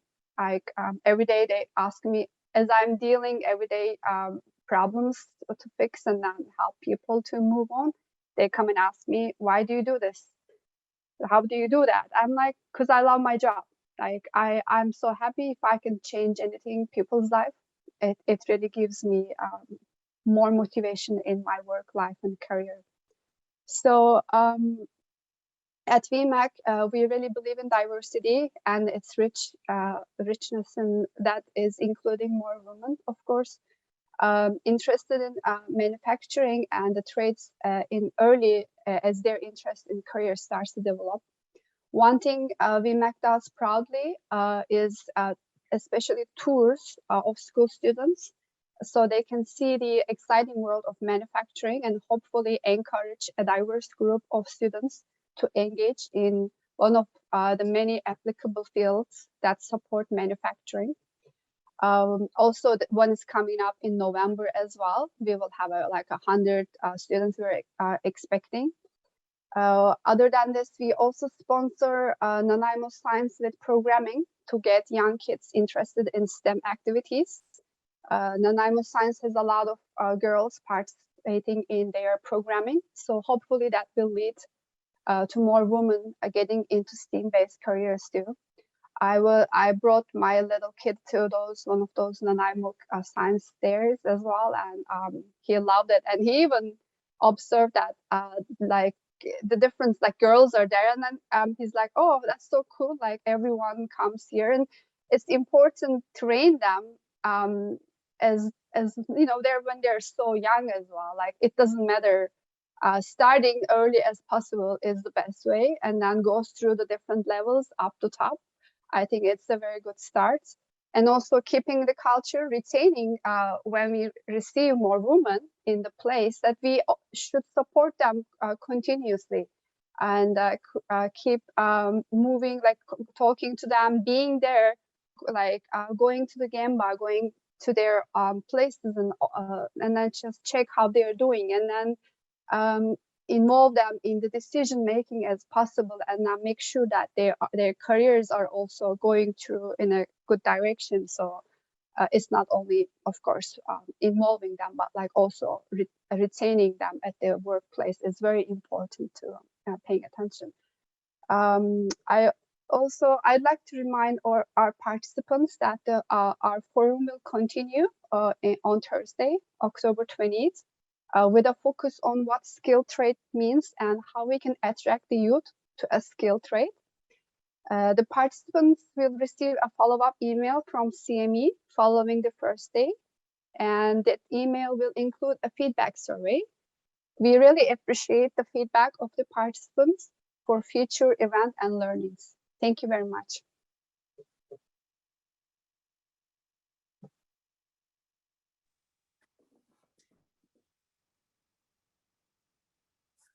I'll just add to that. Thank you very much, everyone, for joining. We'll give you back to your busy schedules, and thank you for joining us, and stay tuned for more of what the BC Women in Manufacturing Working Group has to offer. Thank you.